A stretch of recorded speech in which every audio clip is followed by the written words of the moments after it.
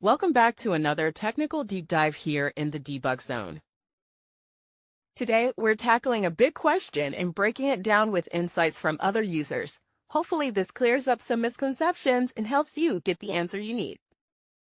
So, buckle up, stay a little curious, and let's jump right in.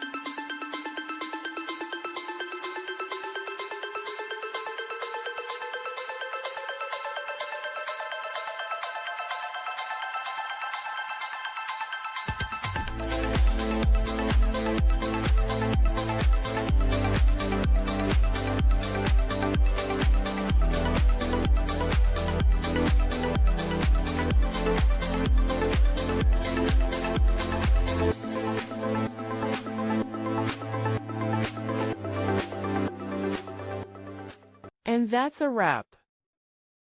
I hope you found the answer you were looking for. If you did, take a second to hit that subscribe button. It really helps out. And let me know in the comments which solution worked best for you.